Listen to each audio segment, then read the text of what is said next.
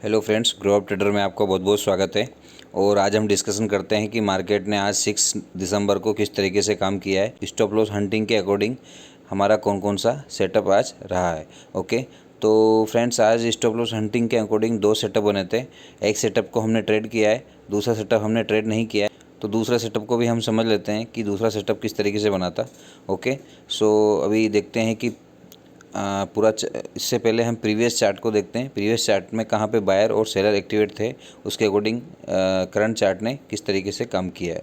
Previous chart में देखते हैं कि प्रीवियस चार्ट में कहाँ पे बायर और सेलर एक्टिवेट थे, तो उसके अकॉर्डिंग आज मार्केट ने किस तरीके से काम किया। ओके, अभी मार्केट में यहाँ पे बाइंग हुआ था तो यहाँ पे बायर एक्टिवेट था। ओके, यहाँ पे कहीं बायर एक्टिवेट था और यहाँ पे सेलर एक्टिवेट था। और मार्केट ने यहाँ कहीं गैप अप ओपनिंग दिया है, यहाँ गैप अप ओपनिंग दिया है, तो यहाँ पे जो बायर है उसको लॉस दिखाई दे रहा है। तो हम ये मानते हैं कि ये बायर आउट हो चुका है मार्केट से, और ये बायर भी जो प्रॉफिट मिला उसके अकॉर्डिंग लेके आउट हो चुका है, या फिर उसका स्टॉप लॉस भी हिट हो चुका है। यहाँ पे कैंडल का मूवमेंट हुआ है। ओके, तो ये दोनों आउट हो चुका है। उसके बाद में ये सेलर बचा है। तो मार्केट अगर गैप अप ओपनिंग देता है तो यहाँ बायर एक्टिवेट रहता है, लेकिन में सेलर एक्टिवेट है, 2 सेलर यहाँ पे एक्टिवेट है, ये सेलर एक्टिवेट है, ये सेलर एक्टिवेट है। ओके, तो अभी मार्केट को अपसाइड में मार्केट ने जैसे ये कैंडल का मूवमेंट किया है, तो ये जो बायर है सेलर है यहाँ पे, ये सेलर भी लगभग आउट हो चुके हैं।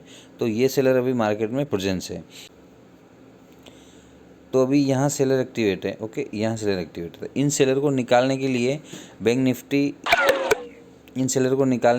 निफ्टी या तो कंटिन्यूस ऐसे मूवमेंट करके इनको यहाँ कहीं मूवमेंट करके निकाल सकता था। ओके, लेकिन इस तरीके से बैंक निफ्टी ने काम नहीं किया। बैंक निफ्टी क्या, एक ग्रीन कैंडल बनाया, उसके बाद में यहाँ पे red red red red candle बनाया। यहाँ क्या कर रहा है, यहाँ बैंक निफ्टी ने सेलर को एक्टिवेट कर रहा है।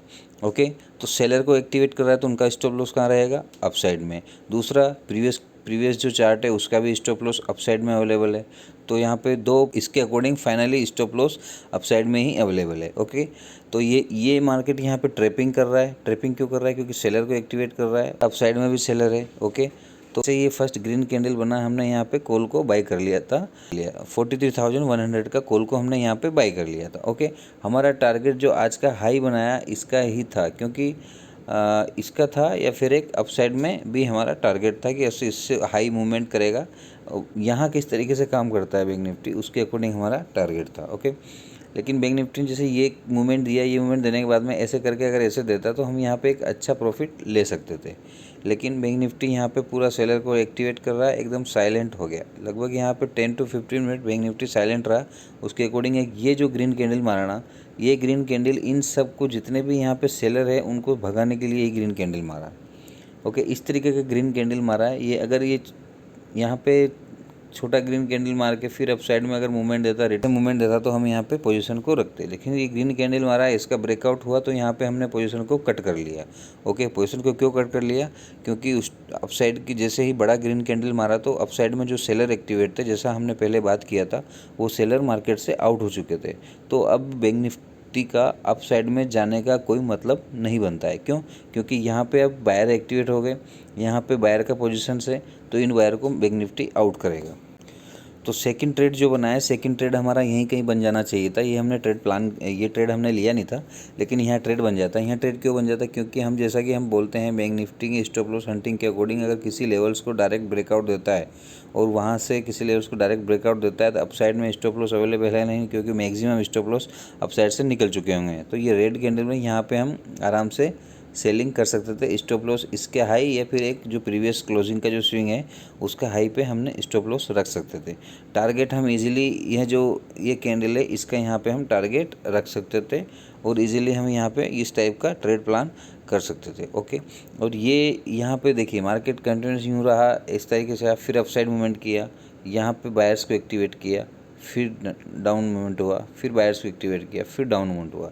कंटिन्यूस अगर डायरेक्ट मूवमेंट होता है तो इतनी ही जल्दी उसको रिवर्स भी करता है। ओके, लेकिन यहाँ पे क्या है, मार्केट यहाँ बायर्स, यहाँ सेलर्स को एक्टिवेट किया, उनका स्टॉप लॉस हिट किया, यहाँ सेलर्स को एक्टिवेट किया, उनको आउट किया, मैक्सिमम यहाँ पे आउट हो चुके हैं।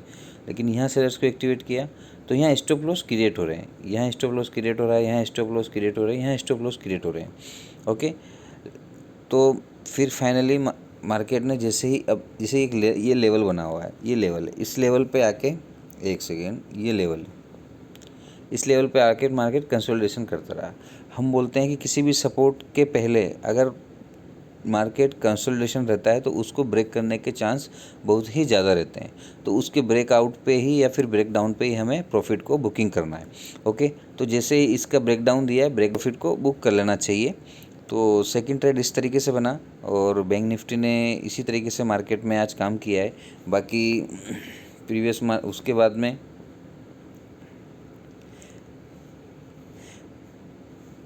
उसके बाद में जैसे ही यहाँ पे प्रॉफिट बुकिंग हुआ, उसके बाद में मार्केट कंटिन्यूस अपसाइड में गया। देखिए अब ऊपर में स्टॉप लॉस है, ऊपर का स्टॉप लॉस को आउट करने के लिए या तो मार्केट को इस तरीके से कंसल्टेशन किया है तो ये लोग आउट हो चुके हैं, क्योंकि यहाँ लॉस दिखा, यहाँ प्रॉफिट दिखा, यहाँ लॉस दिखा, यहाँ प्रॉफिट दिखा, तो इस तरीके से मार्केट से वो लोग आउट हो चुके होंगे। तो इसका कोई मतलब नहीं बनता है डायरेक्ट अपसाइड में पूरा स्टॉप लॉस को कम करने जाने के लिए। और एलटीपी भी यहाँ पे काफ़ी कम हो जाता है। ये लेवल बनाया था, इसका ब्रेकडाउन देने के बाद में फिर अपसाइड में मूवमेंट करता रहा, लेकिन ज़्यादा अपसाइड नहीं गया, इसके डाउन साइड से ही मार्केट कंटिन्यूस साइडवे,